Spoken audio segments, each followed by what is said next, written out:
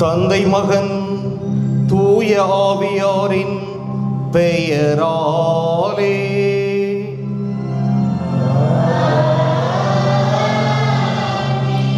நம் ஆண்டவராகிய இயேசு கிறிஸ்துவின் அருளும் கடவுளின் அன்பும் தூய ஆவியாரின் நட்புறவும் உங்கள் அனைவரோடும் இருப்பதாக.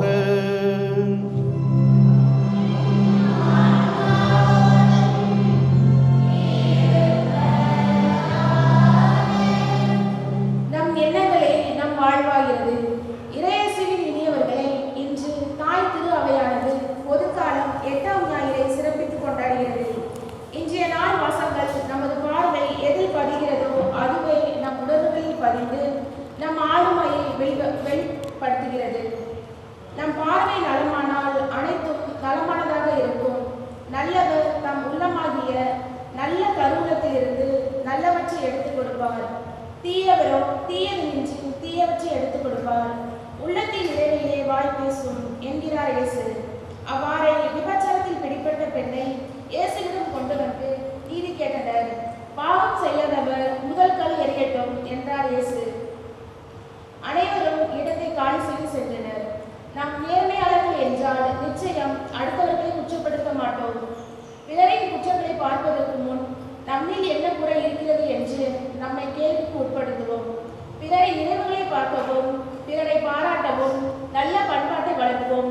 நற்கனி தரும் நல் மரங்களாகும்.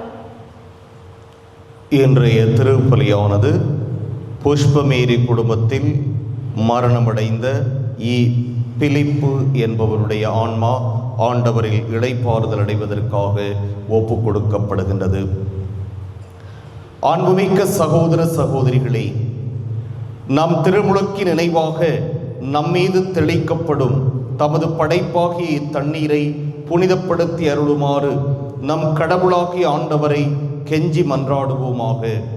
அவரே நமக்கு உதவி அளித்து நாம் பெற்றுக்கொண்ட தூய ஆவிக்கு உண்மை உள்ளவர்களாய் நிலைத்திருக்க அருள்வாராக.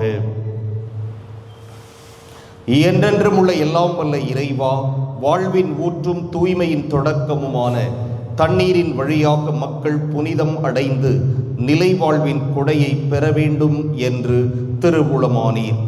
இத்தண்ணீரை புனிதப்படுத்தியருள உம்மை வேண்டுகிறோம். ஆண்டவரே, உமது நாளாகிய இன்று உமது அருள்காவலை பெற விரும்புகிறோம். வாழ்வழிக்கும் உமது அருளின் ஊற்றினை எம்மில் புதுப்பித்தருளும். இத்தண்ணீரினால் எங்கள் உள்ளத்தையும் உடலையும் தீமை அனைத்திலிருந்தும் காத்தருள்வீராக. இவ்வாறு நாங்கள் தூய இதயத்துடன் உம்மை அணுகி வரவும் உமது மீட்பை பெற்றுக்கொள்ளவும் தகுதி பெறுவோமாக. எங்கள் ஆண்டவராகிய கிறிஸ்து வழியாக உம்மை மன்றாடுகின்றோம். எல்லாம் வல்ல இறைவா, தண்ணீர் வளம் பெற அதில் உப்பிட வேண்டும் என்று இறைவாக்கினர் எலிசா வழியாக கற்பித்தீர். உமது படைப்பு பொருளாகிய இந்த உப்பை பரிவிரக்கத்துடன் புனிதப்படுத்தியருள உம்மை தாழ்மையுடன் வேண்டுகிறோம். ஆண்டவரே, உப்பு கலந்த தண்ணீர் தெளிக்கப்படும் இடமெல்லாம் தீயோனின் தாக்குதல் அனைத்தும் தோல்வியுறச் செய்வீராக.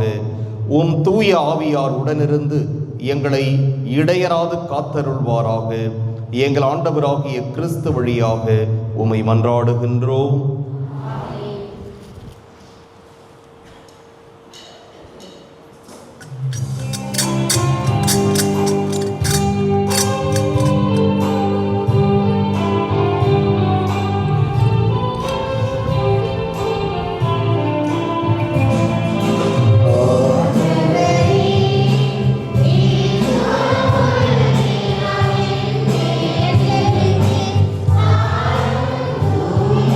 Yeah.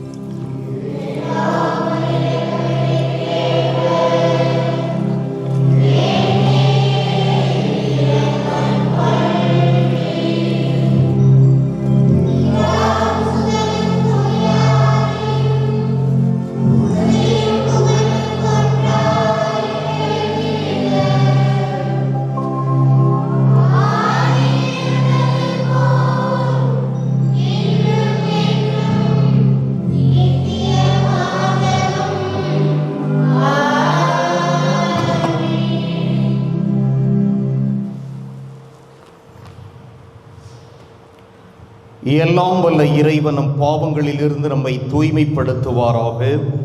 இந்த நற்கருணை கொண்டாட்டத்தின் வழியாக அவர் தம்முடைய ஆட்சியின் விருந்தில் பங்கு கொள்ள நம்மை தகுதி பெறச் செய்வாராக.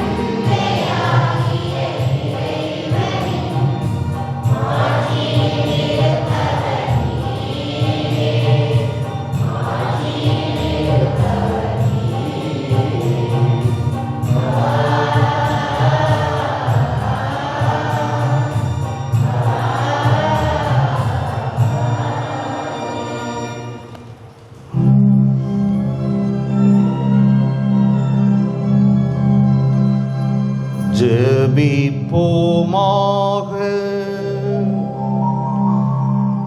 ஆண்டவரே,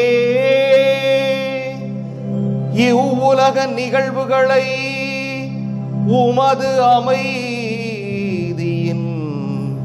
வழியில் நீர் நெறிப்படுத்த உம்மை வேண்டுகிறோம். இவ்வாறு உமது திரு அவை அமைதியான இறைப்பற்றில் மகிழ்ந்திருக்க அருள்வீராக. உம்மோடு தூய ஆவியாரின் ஒன்றிப்பில் இறைவனாய்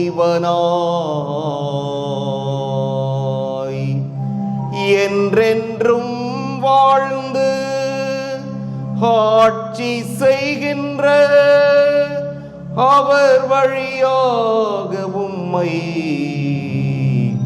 மன்றாடுகின்றோம்.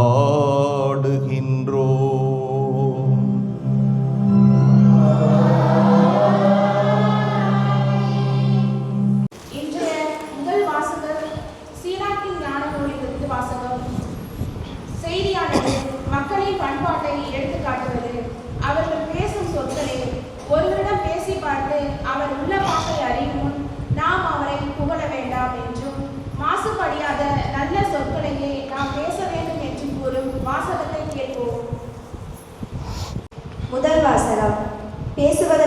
கொண்டே மனிதரை புகழாதே. சீராக்கி ஞான நூலிலிருந்து வாசகம். அதிகாரம் 27, இறைவசனங்கள் 4 முதல் 7 வரை. சலிக்கின்ற போது சல்லடையில் தங்கி விடுகின்றது. அவ்வாறே மனிதரின் பேச்சில் மாசு படுத்தி விடுகின்றது. குயவரின் கலன்களை சூளை பரிசோதிக்கின்றது. மனிதரை உரையாடல் பரிசோதிக்கின்றது. கனி மரத்தின் கண்காணிப்பை காட்டுகின்றது. சொல் மனிதரின் உள்ள பண்பாட்டை காட்டுகின்றது. ஒருவர் பேசுவதற்கு முன்பே அவரை புகழாதே, பேச்சை கொண்டே அவரை அறிந்து கொள்ளலாம். இது ஆண்டவர் வழங்கும் அருள்வாக்கு. இறைவா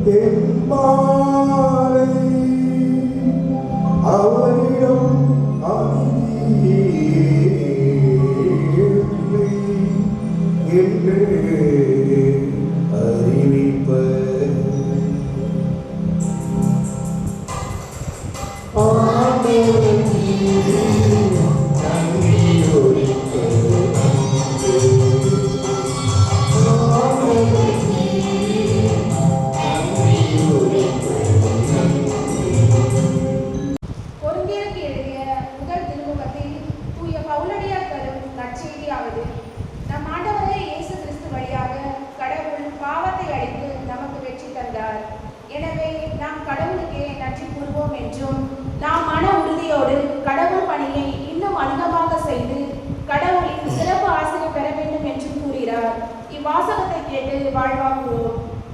இரண்டாம் வாசகம். இயேசுவின் வழியாக வெற்றியை கொடுக்கும் கடவுளுக்கு நன்றி. திருத்தூதர் பவுல் கொரிந்தியருக்கு எழுதிய முதல் திருமுகத்தில் இருந்து வாசகம். அதிகாரம் 15 இறை வார்த்தைகள் 54 தொடங்கி 58 முடிய.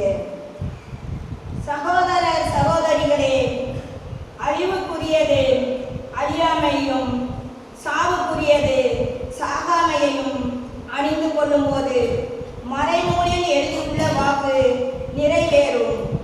சாவு முற்றிலும் ஒழிந்தது, வெற்றி கிடைத்தது. சாவே, உன் வெற்றி எங்கே? சாவே, உன் கொடுக்கு எங்கே? பாவமே, சாவின் கொடுக்கு. பாவத்துக்கு வலிமை தருவது திருச்சட்டமே. ஆகவே நம் ஆண்டவர் இயேசு கிறிஸ்துவின் வழியாக நமக்கு இந்த வெற்றியை கொடுக்கும் கடவுளுக்கு நன்றி. எனவே என் அன்பார்ந்த சகோதர சகோதரிகளே, உறுதியோடு இருங்கள், நிலையாய் நில்லுங்கள். ஆண்டவருக்காக நீங்கள் உழைப்பது வீண் போகாது என்பதை அறிந்து ஆண்டவரின் பணியை இன்னும் அதிகமாக எப்போதும் செய்யுங்கள். இது ஆண்டவர் வழங்கும் அருள்வாக்கு.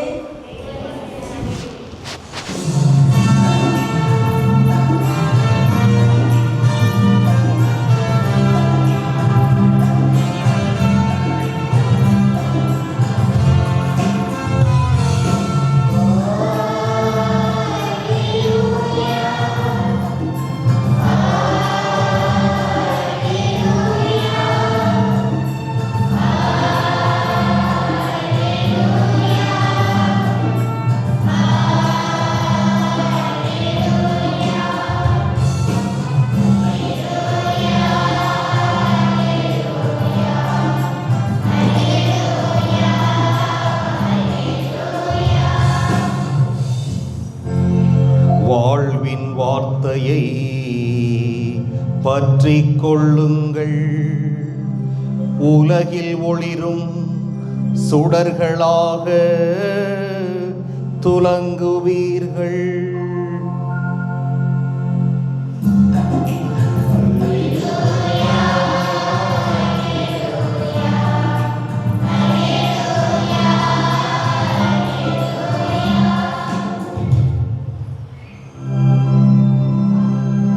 ஆண்டவர் உங்களோடு இருப்பாராக.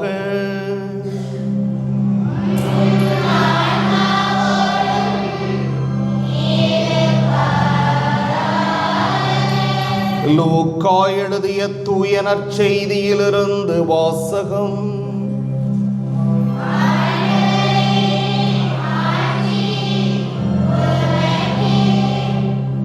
அதிகாரம் 6 இறைவாக்குகள் 39 தொடக்கம் 45 இறுதியாக. அக்காலத்தில் இயேசு தம் சீடர்களுக்கு உவமையாக கூறியது: பார்வையற்ற ஒருவர் பார்வையற்ற வேறொருவருக்கு வழிகாட்ட இயலுமா? இருவரும் குழியில் விழுவர் அல்லவா? சீடர் குருவை விட மேலானவர் அல்ல. ஆனால் தேர்ச்சி பெற்ற எவரும் தம் குருவைப் போல் இருப்பர். நீங்கள் உங்கள் கண்ணில் இருக்கும் மரக்கட்டையை பார்க்காமல் உங்கள் சகோதரர் அல்லது சகோதரியின் கண்ணில் இருக்கும் துரும்பை கூர்ந்து கவனிப்பதேன்? உங்கள் கண்ணில் இருக்கும் மரக்கட்டையையே நீங்கள் பார்க்காமல் இருந்து கொண்டு உங்கள் சகோதரர் அல்லது சகோதரியிடம் உம் கண்ணில் இருக்கும் துரும்பை எடுக்கட்டுமா என்று எப்படி கேட்க முடியும்? வெளிவேடக்காரரே, முதலில் உங்கள் கண்ணில் இருக்கும் மரக்கட்டையை எடுத்து எறியுங்கள். அதன்பின் உங்கள் சகோதரர் அல்லது சகோதரியின் கண்ணில் இருக்கும் துரும்பை எடுக்க உங்களுக்கு தெளிவாய் கண் தெரியும். கெட்ட கனிதரும் நல்ல மரமும் இல்லை, நல்ல கனிதரும் கெட்ட மரமும் இல்லை. ஒவ்வொரு மரமும் அதனதன் கனியாலே அறியப்படும். ஏனென்றால் முட்செடிகளில் அத்திப்பழங்களை பறிப்பாரும் இல்லை, முட்புதர்களில் திராட்சை குலைகளை அறுத்து சேர்ப்பாரும் இல்லை. நல்லவர் தம் உள்ளமாகிய நல்ல கருவூலத்திலிருந்து நல்லவற்றை எடுத்து கொடுப்பர். தீயவரோ தீயது நின்று தீயவற்றை எடுத்து கொடுப்பர். உள்ளத்தின் நிறைவையே வாய் பேசும்.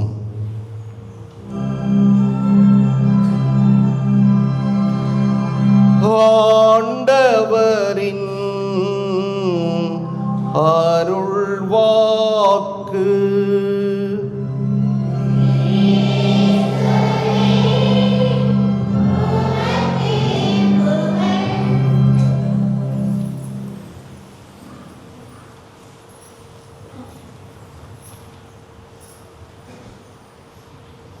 இன்றைய முதல் வாசகத்திலே அந்த வாசகத்தை வாசிக்கிறதுக்கு முன்னாடி ஒரு சென்டென்ஸ் முதல்ல வாசிப்பாங்க தெரியுமா? முதல் வாசகம் அப்படின்னு சொல்லிட்டு அந்த வாசகத்தினுடைய மையக்கருவாக இருக்கிற ஒரு சென்டென்ஸ் இருக்கும். அதை வாசிட்டு தான் அப்புறம் வாசகத்தை வாசிக்க ஆரம்பிப்பாங்க. அதில் இன்றைக்கு என்ன வாசிக்கப்பட்டது? என்ன வாசிக்கப்பட்டது சொல்லுங்க. பேசுவதற்கு முன்பே மனிதரை புகழாதே. பேசுவதற்கு முன்பே மனிதரை புகழாதே. ஏன் அப்படி சொல்றார்? ஏன் இப்படி சொல்றார்? பேசுறதுக்கு முன்னாடியே ஒருத்தரை புகழாதே. ஆனா இன்றைக்கு இந்த சமுதாயத்தில் அதுதான் நடந்துட்டு இருக்கு. அதுதான் நடந்துட்டு இருக்கு. மனிதரை புகழ்வது. பேசுவதற்கு முன்பே புகழாதே. ஏன் சொல்றார் ஆண்டவர்? அவன் பேசினாதான் தெரியும். அவன் வாயிலிருந்து வர்ற வார்த்தையை வச்சுக்கிட்டு இவன் நல்லவனா கெட்டவனா, இவன் நல்லதுக்கு சொல்றானா இல்லை நாசமா போறதுக்கு சொல்றானா, இவன் உண்மையிலே அக்கறையோடு சொல்றானா இல்லை நம்ம அழிஞ்சு போகணும்னு சொல்றானா என்பது பேசிய பிறகுதான் நமக்கு தெரியும். அப்படிதானே? பேசின பிறகுதான் நமக்கு தெரியும். பேசுறதுக்கு முன்னாடியே ஒருத்தருடைய செல்வாக்கையோ பணபலத்தையோ படைபலத்தையோ அதிகாரத்தையோ வைத்து புகழக்கூடாது என்று இங்கே முதல் வாசகத்தில் சீராக்கின் ஞானம் நமக்கு சொல்லுகிறது. ஆனால் நாம இன்றைக்கு ஒருபடி மேலே போய் பணக்காரன், அதிகாரத்தில் இருக்கிறவன் மோசமானவன், அயோக்கியன், கொலகாரன் அப்படின்னு தெரிஞ்சும் நாம் என்ன செய்வோம்? அவனை மேடையில் என்ன செய்வோம்? புகழ்வோம். ஏனென்றால் அவனிடமிருந்து நமக்கு சலுகை கிடைக்க வேண்டும். அவன் நம்மை தொந்தரவு செய்யக்கூடாது. அவனால் நமக்கு எந்த பிரச்சனையும் வந்துவிடக்கூடாது. நாளைக்கு பின்னைக்கு ஏதாவது ஒரு சலுகைன்னு போய் அவன்கிட்ட நின்னம்னா அது நமக்கு அவன் செஞ்சு கொடுக்கணும் என்பதற்காக வாயாலே வடை சுடுகிற நிறைய பேரை இந்த சமுதாயத்திலே நாம் பார்க்கிறோம். அதனால தான் பார்க்குறோம், இது சாமியார்களுக்கு விதிவிலக்கான்னா சாமியார்களே நிறைய பேர் இன்றைக்கு அப்படி தான் இருக்கிறாங்க. சாமியார்களே இன்றைக்கி அப்படி தான் இருக்காங்க. பொதுநிலையினர்களே அப்படி தான் இருக்கிறாங்க. ஒரு சாமியார் நல்ல பதவியில் இருக்கிறார்னா அவற்றை போய் கூணி குறியிட்டு அவர் என்ன சொன்னாலும் ஆமாம் correct father, correct father, correct father, சரிதான் ஃபாதர், நீங்கள் சொல்கிற சரிதான் ஃபாதர் என்று சொல்லுவார்கள். அவர் சாதாரண ஒரு பங்கில் இருந்தார் அப்படின்னாக்க உனக்கு என்ன தெரியும், நீ உன் வேலையை பார்த்துட்டு போ, உனக்கு அதெல்லாம் தெரியாது என்று சொல்லுவார்கள். இன்னும் ஒரு பெரிய பதவியிலே, இன்னும் பெரிய பணக்கார ஒரு சூழ்நிலையிலே இருக்கிற சாமியார்கள்ட்ட போய் மற்ற சாமியார்கள்லாம் அப்படியே ஐஸ் வச்சு நல்லா பேசுவாங்க. காரணம் ஃப்யூச்சரில் ஒரு வேளை ஏதாவதுனாக்க நமக்கு ஒரு நல்ல ஒரு பதவி கிடைக்கும், நல்ல ஒரு வாய்ப்பு கிடைக்கும் என்பதற்காக பேசுகின்ற குருக்களும் இருக்கிறார்கள். எனவே இது எல்லாருக்கும் ஒன்றுதான், யாராக இருந்தாலும் தவறு தான். எனவே இந்த புகழ்தலை பற்றி சொல்லுகின்ற பொழுது ஐயா அவன் பேசட்டும், வாயிலிருந்து வர்ற வார்த்தைகளை வைத்து முதல்ல வடிகட்டு. நல்லவனா கெட்டவனா பாரு. அதற்கு பிறகு ஒருத்தனை உண்மையிலே புகழ்தலுக்கு தகுதியுடையவராக இருந்தால் நீ புகழ். இந்த உலகிலே எல்லா சூழ்நிலையிலும் புகழ்வதற்கு தகுதியுடைய ஒரே நபர் யார் என்றால் யாரு? ஆண்டவர் தான். அவர் ஒருவர் தான் புகழ்ச்சிக்கு சொந்தக்காரர். ஏனென்றால் அவரிடம் அவருடைய வார்த்தை உயிருள்ளது, தூய்மையானது, நேர்மையானது, உண்மையானது. எனவே இந்த புகழ்ச்சிக்கு தகுதியுடையவர் ஆண்டவர் ஒருவர்தான். அடுத்தது அன்னை மரியா. இவர்களை தவிர இந்த மானிட சமுதாயத்திலே மற்றவர்களை புகழ வேண்டும் என்றால் கொஞ்சம் ஆராய்ந்து பார்த்து விட்டு அவங்க என்ன பேசுகிறாங்க, எப்படிப்பட்டவங்க என்று அறிந்து கொண்டு நாம் இதை செய்ய வேண்டும் என்று சொல்லுகிறார். இன்னும் பாருங்க, சலிக்கின்ற போது சல்லடையில் உமி தங்கி விடுகிறது. நம்ம பார்க்குறோம், அந்த காலத்தில் இப்போல்லாம் அதெல்லாம் வரமாட்டேங்குது. வீட்டில் சல்லடைன்னு ஒன்று வச்சுருப்பாங்க. போய் கோதுமை மாவு அரைச்சிட்டு வந்தாக்க, ஏதாவது மாவு அரைச்சிட்டு வந்தாங்கன்னா வீட்டில் வந்து சல்லடையில் சலிப்பாங்க. நல்ல மாவெல்லாம் கீழே வந்துடும், மேலே இருக்கிறதெல்லாம் தூக்கி எறிஞ்சிருவாங்க, உமியெல்லாம் தூக்கி எறிஞ்சிருவாங்க. அதுபோன்று சல்லடையில் தங்கி விடுகின்றன. அவ்வாறே மனிதரின் பேச்சில் மாசு படிந்து விடுகிறது. அதனால ஒவ்வொரு மனிதனுடைய பேச்சையும் சலித்து பார்க்க வேண்டும் என்று ஆண்டவர் இங்கே சொல்லுகிறார். அவை சொன்னான்னா என்ன நோக்கத்துக்காக சொல்றான்? இந்த வார்த்தையில விஷம் இருக்கா அல்லது நன்மை இருக்கா, வஞ்சகம் இருக்கா என்றெல்லாம் நாம் ஆய்ந்து பார்க்க வேண்டும். உண்மையிலேயே அவருடைய ஒருவருடைய வாயிலிருந்து புறப்படுகின்ற வார்த்தை நல்லதாக இருந்தால் அவர் புகழ்ச்சிக்கு தகுதி உடையவர் என்று ஆண்டவர் சொல்லுகிறார். அதைத்தான் குயவனின் கலன்களை சூளை பரிசோதிக்கின்றது, மனிதரை உரையாடல் பரிசோதிக்கின்றது, கனி மரத்தின் கண்காணிப்பை காட்டுகின்றது, சொல் மனிதரின் உள்ள பண்பாட்டை காட்டுகின்றது. ஒருவர் பேசுவதற்கு முன்பே அவரை புகழாதே, பேச்சை கொண்டே அவரை அறிந்து கொள்ளலாம் என்று ரொம்ப, அதான் ஞான நூல் அப்படின்னா என்ன, முழுமையான ஒரு அறிவை, முழுமையான அர்த்தமுள்ள சொல்லாடலை கொண்டிருப்பதை, வாழ்க்கைக்கு தேவையான பண்புகளை அது கொண்டிருப்பதை நாம் இன்று பார்க்கிறோம். எனவே அன்புக்குரியவர்களே, இந்த வார்த்தைகள் நம்முடைய வாழ்க்கைக்கு மிக அவசியமாக இருப்பதை பார்க்கிறோம். எனவேதான் நாம் என்ன செய்யணும், எப்படி வாழ வேண்டும் என்று கூறுவதுதான் ஆண்டவருடைய வார்த்தை. அதைத்தான் இங்கே சீராக்கின் ஞான நூல் வழியாக நம் ஆண்டவர் இன்று நமக்கு கொடுக்கிறார். அடுத்ததாக இன்றைய நற்செய்தியில் நம்ம பார்க்குறோம், அந்த சல்லடை. பார்வையற்ற ஒருவர் பார்வையற்ற இன்னொருவருக்கு வழிகாட்ட முடியுமா? இவனே குருட்டு பையன், இவனுக்கே கண்ணு தெரியாது, பார்வையற்ற ஒருத்தனை பார்த்து அவனை கூட்டிட்டு போய் வழிகாட்ட முடியுமா? முடியாது.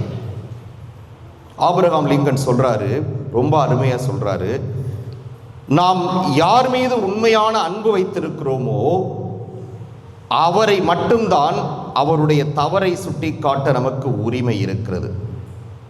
அவருடைய தவறை மட்டும்தான் சுட்டி காட்ட நமக்கு உரிமை இருக்கிறது. யாரை நாம் முழுமையாக அன்பு செய்யவில்லையோ அவருடைய தவறை சுட்டிக்காட்ட நமக்கு எந்த அருகதையும் இல்லை என்று சொல்லுகிறார். அதுபோன்று இங்கே ஆண்டவர் சொல்லுகிறார், பார்வையற்றவருக்கு வழிகாட்டினால் 2 பேரும் போய் குழியில தான் விழுவர் என்று. சீடர் குருவை விட மேலானவர் அல்ல, ஆனால் தேர்ச்சி பெற்ற எவரும் தம் குருவை போல் இருப்பர். எந்த காலத்திலையும் சீடர் குருவை விட மேலானவர் அல்ல. இயேசு கிறிஸ்துவை விட நாம் மேலானவர்கள் அல்ல. நாம் இயேசுவை போல வாழ முயற்சிக்க முடியும். அவரிடம் இருக்கின்ற நல்ல பண்புகளை நம்முடைய வாழ்விலே கடைபிடித்து நல்லவர்களாக வாழ முடியும். ஆனால் நாம் ஒருபோதும் இயேசுவுக்கு நிகராக வந்துவிட முடியாது.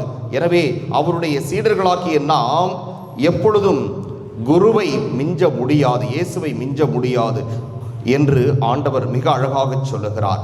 அடுத்து மிக முக்கியமானது நம்முடைய வாழ்க்கைக்கு, ஒருத்தன் கண்ணில் தூசி இருக்கு, உன் கண்ணில் இருக்க தூசியை நீ எடு என்று சொல்றதுக்கு முன்னாடி நம்ம கண்ணில் தூசி இருக்கா என்று நாம் பார்க்க வேண்டும்.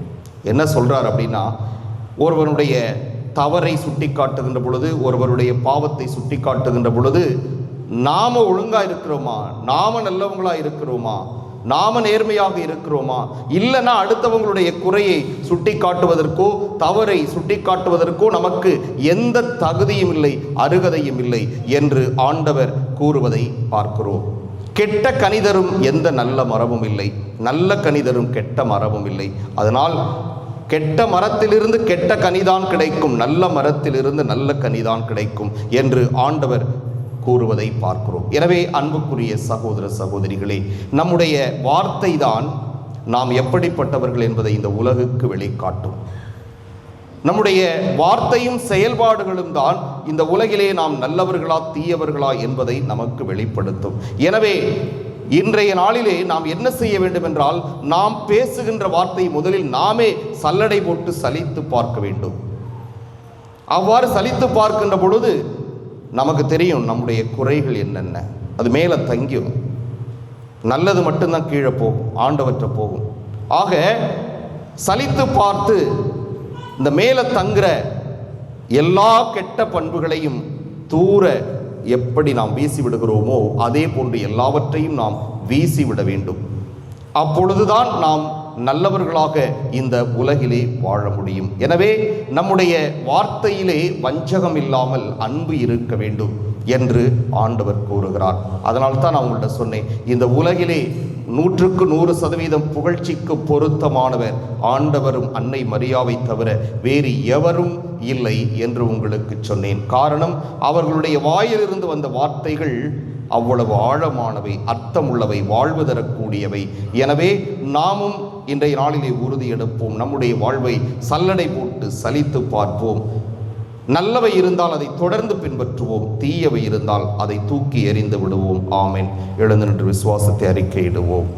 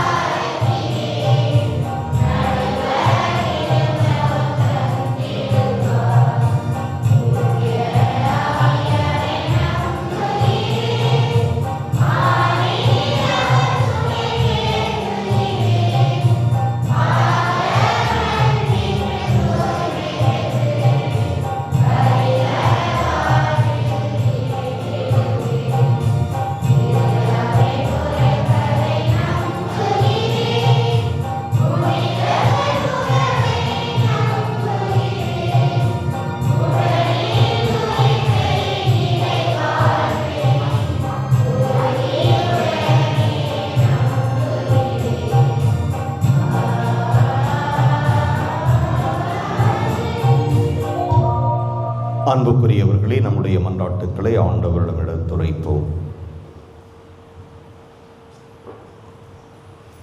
அன்பின் ஆண்டவரே, எம் திரு ஆயரை வழிநடத்தி வரும் திருத்தந்தை ஆயர்கள், குருக்கள், துறவியர் அனைவரையும் ஆசீர்வதியும்.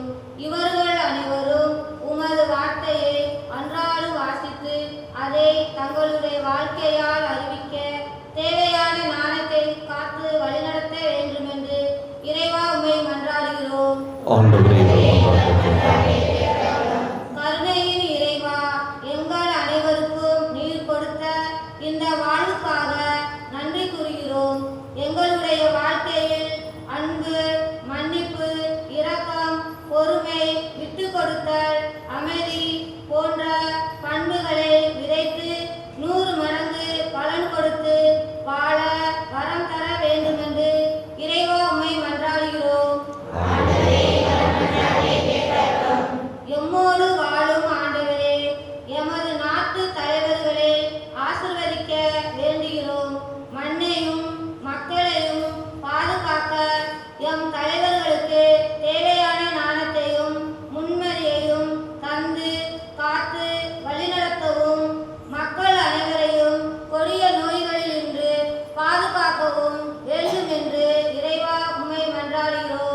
ஆண்டவரே எங்கள் மன்றாட்டை கேட்கிறோம். வாழ்வும் வலியுமான இறைவா, அரசு பொறுத்தேர்வு எழுத போகிற 12, 11 மற்றும் 10ஆம் வகுப்பு பிள்ளைகளை உம் பாதம் சமர்ப்பிக்கிறோம். அவர்களுக்கு நல்ல உடல் நலனையும் நாணம், தன்னம்பிக்கை போன்ற திறனையும் தந்து சிறப்பாக தேர்வுகளை எழுத வரம் தர வேண்டும் என்று இறைவா உம்மை மன்றாடுகிறோம். ஆண்டவரே எங்கள் மன்றாட்டை கேட்கிறோம். நம்முடைய தனிப்பட்ட தேவைகளை அமைதியாக ஆண்டவரிடம் எடுத்துரைப்போம்.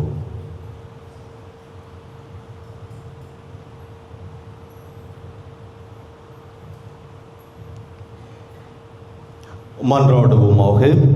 எங்கள் புகலிடம் பலவுமாக இறைவா, எங்களிடம் இறை உணர்வை தூண்டி எழுப்புகிறவர் நீரே. உம்முடைய மக்களின் உருக்கமான இந்த மன்றாட்டுக்களை ஏற்று நிறைவு செய்ய வேண்டும் என்று எங்கள் ஆண்டவர் கிறிஸ்து வழியாக மன்றாடுகின்றோம்.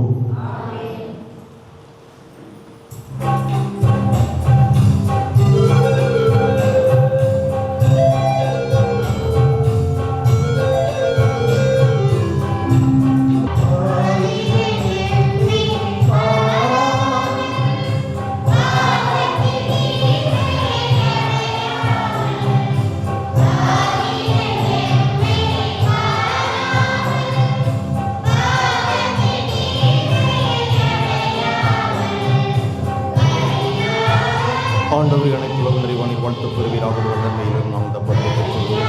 உள்ளத்தினுடைய மனது உழைப்பின் பயமான அப்பத்தை கொடுக்கின்றோம். இது எங்களுக்கு வாழ்வுடைக்கு மொத்தமாக மாறும். இறைவன் என்று வாழ்த்து பெறுவாராக.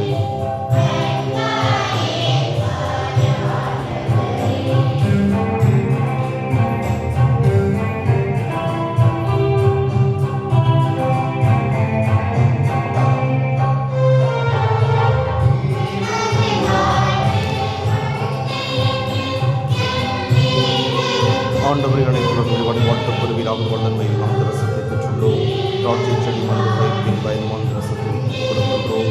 இது எங்கள் ஆன்மீக பானமாக மாறும். இறைவன் என்று வாழ்த்து பெறுவாராக. ஆண்டவரை தாழ்மையான மனமும் நொறுங்கிய உள்ளமும் கொண்டங்களை ஏற்றலும். ஆண்டவரை இறைவா, நாங்கள் இது முதல் திருமுகம் கொடுக்கும் இப்பதை உமக்கு உகந்ததாவதாக. ஆண்டவர் எனக்கு உறவாக.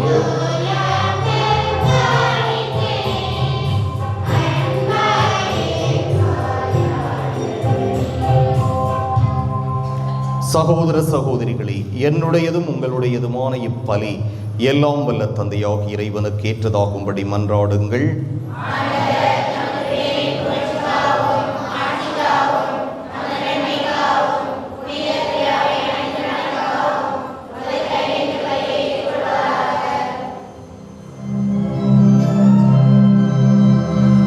இறைவா, உமது பெயருக்காக நாங்கள் ஒப்புக் கொடுக்கும் இறை பற்றுள்ள பணியின் காணிக்கைகளை நீரே எங்களுக்கு அளித்துள்ளீ.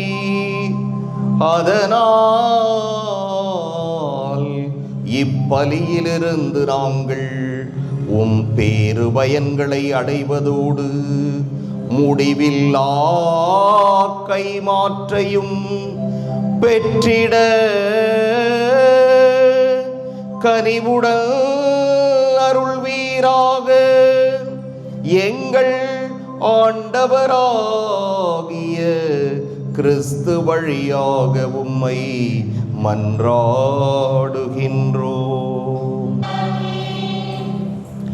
ஆண்டவர் உங்களோடு இருப்பாராக.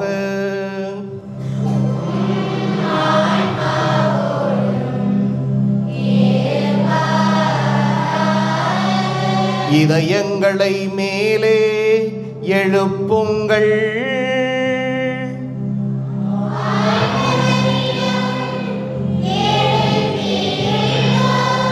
நம் இறைவனாகிய ஆண்டவருக்கு நன்றி கூறுவோம்.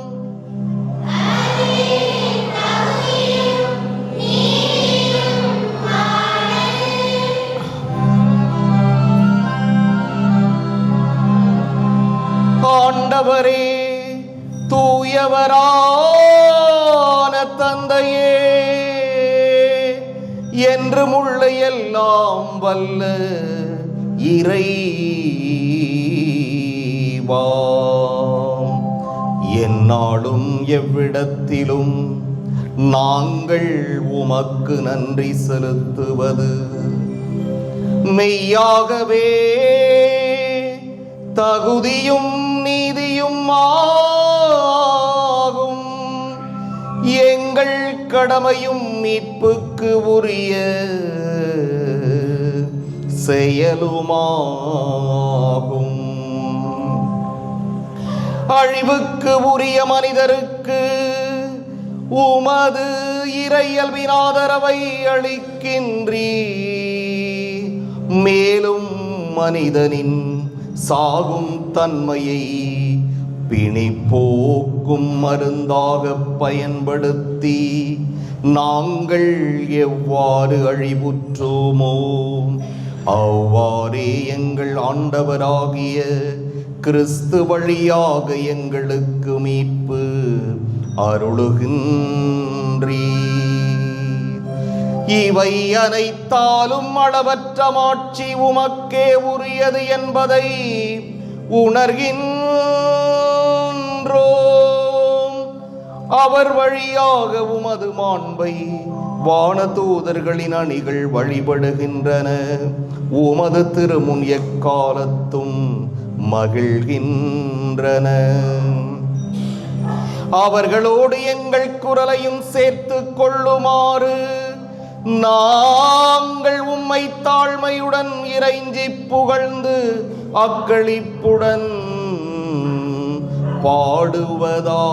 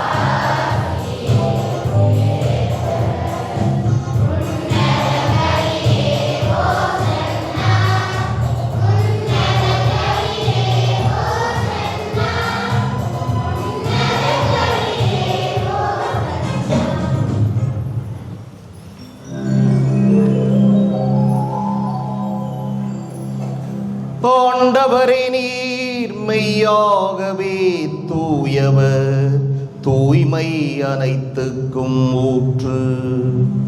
ஆகவே உம்முடைய ஆவியை பொழிந்து இக்காணிக்கைகளை தூய்மைப்படுத்த உம்மை வேண்டுகிறோம்.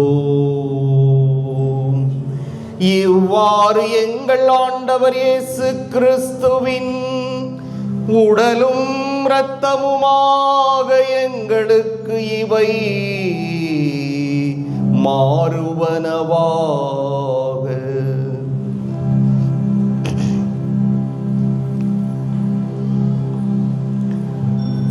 அவர் பாடுபட உளம் கனிந்து தம்மை கையளித்த போது அப்பத்தை எடுத்து நன்றி செலுத்தி அதை பிட்டு தம் சீடர்களுக்கு அளித்து கூறியதாவது: அனைவரும் இதிலிருந்து பெற்று உண்ணுங்கள், ஏனெனில் இது உங்களுக்காக கையளிக்கப்படும் என்னுடல்.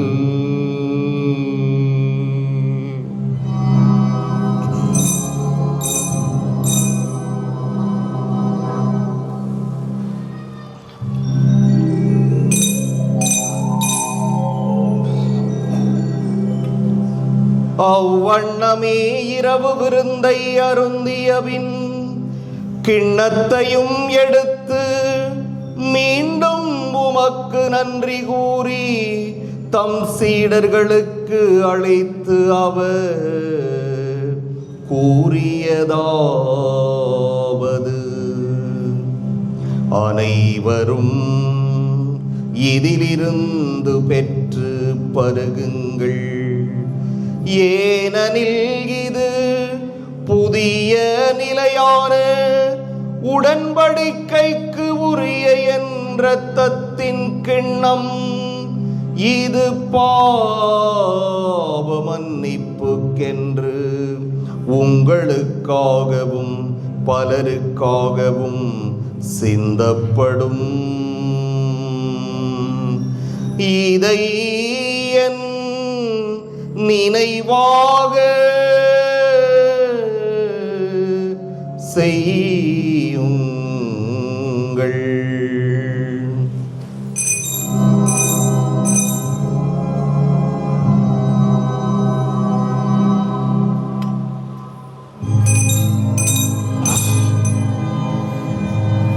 நம்பிக்கையின் மறைபொருள்.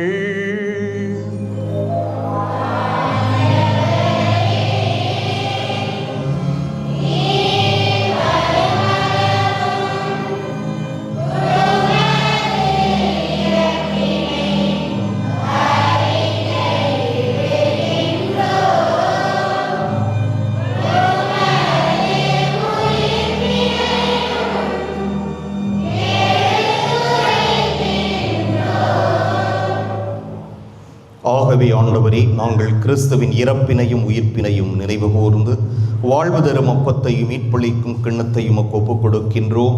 உம் திருமுன் நின்று உமக்கு ஊழியம் புரிய தகுந்தவர்கள் என எங்களை ஏற்றுக்கொண்டீர். எனவே உமக்கு நன்றி செலுத்துகிறோம்.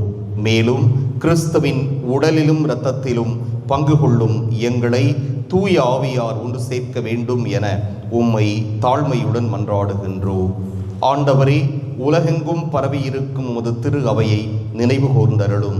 எங்கள் திருத்தந்தை பிரான்சிஸ், எங்கள் ஆயர் சகாயராஜ், எல்லா திருநிலையினராகிய அனைவரோடும் உமது திரு அவை அன்பில் நிறைவு பெறச் செய்தருளும்.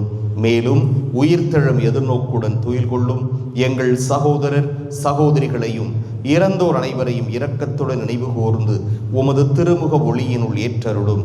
எங்கள் அனைவர் மீதும் இரக்கமாயிரும். கடவுளின் கன்னித்தாயான புனித மரியா, அவருடைய கணவரான புனித யோசேப்பு, புனித திருத்தூதர்கள், இவ்வுலகில் உமக்கு உகந்தவராய் இருந்தோராகிய புனிதர் அனைவருடனும் நாங்கள் நிலை வாழ்வில் பங்கு கொள்ளும் தகுதி பெற்று உம் திருமகன் இயேசு கிறிஸ்து வழியாக உம்மை புகழ்ந்தேத்தும் வரமருள உம்மை மன்றாடுகின்றோம்.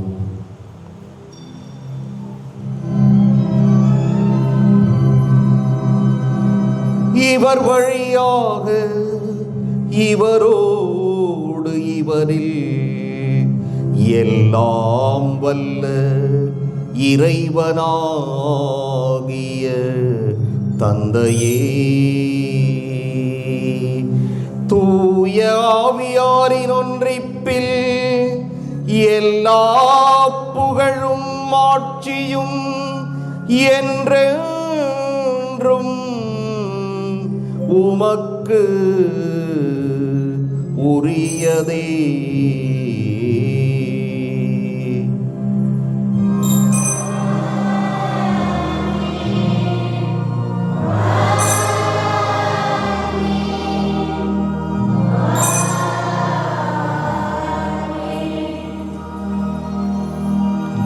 மீட்பரின் கட்டளையால் கற்பிக்கப்பட்டு இறைபடைப்பினையால் பயிற்சி பெற்ற நாம் துணிந்து பாடுவோம்.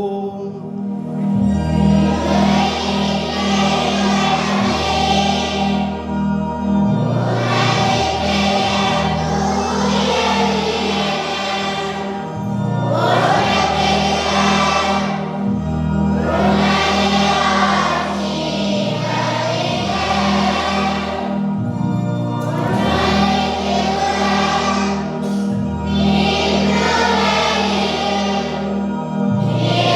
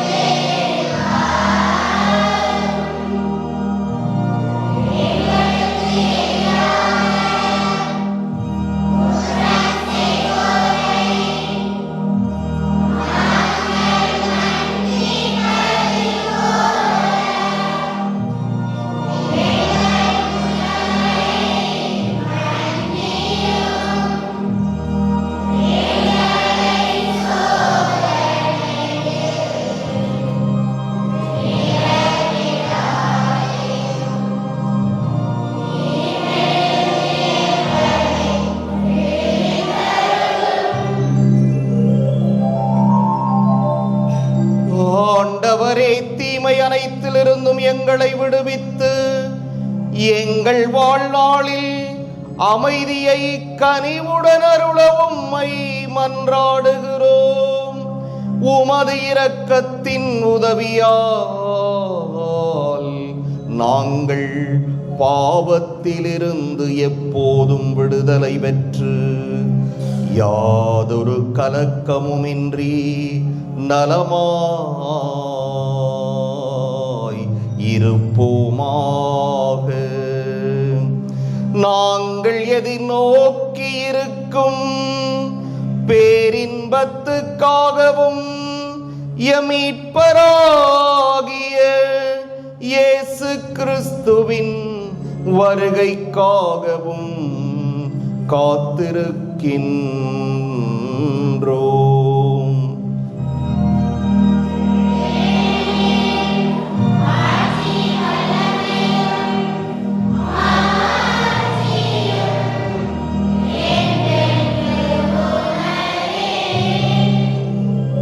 ஆண்டவரே இயேசு கிறிஸ்துவே, அமைதியை உங்களுக்கு விட்டுச் செல்கிறேன், என் அமைதியையே உங்களுக்கு அளிக்கின்றேன் என்றும் திருத்தூதர்களுக்கு மொழிந்தீரே.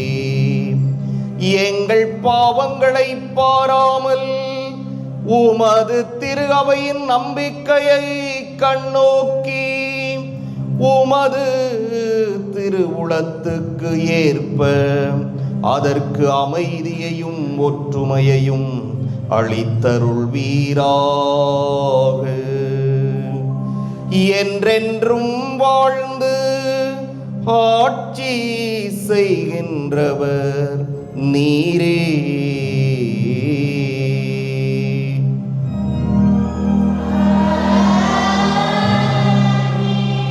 ஆண்டவருடைய அமைதி உங்களோடு என்றும் இருப்பதாக.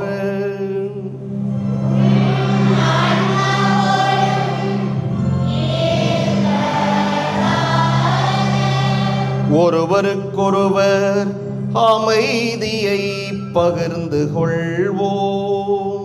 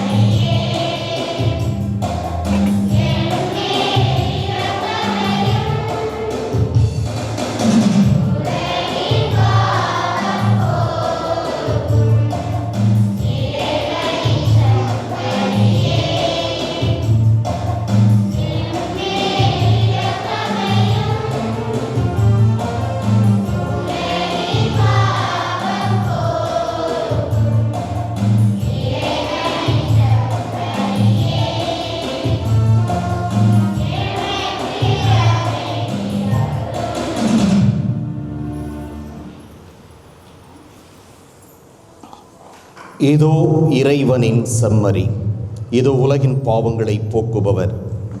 செம்மறியின் விருந்துக்கு அழைப்பு பெற்றோர் பேறு பெற்றோர்.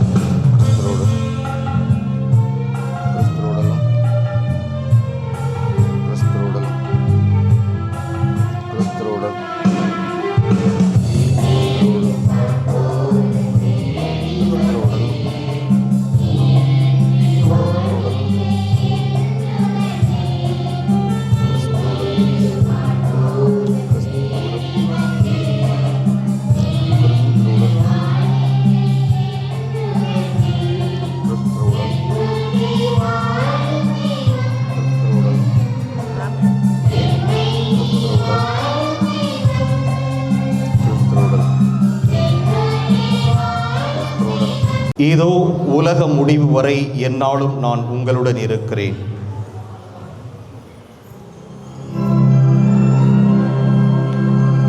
மன்றாடுவோமாக.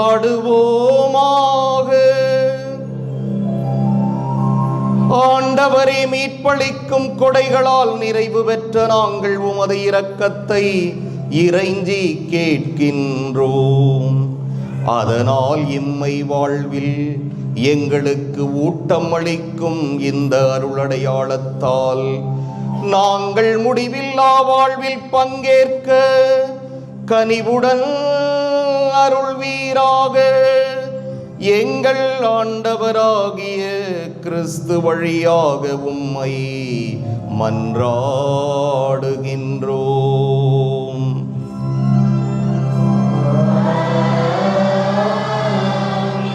ஆண்டவர் உங்களோடு இருப்பாராக.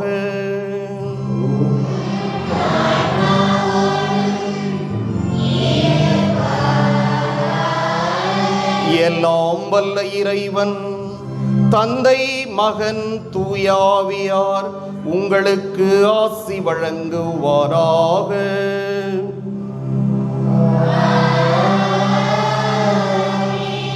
சென்று வருவோம். திருப்பலி நிறைவேறிற்று.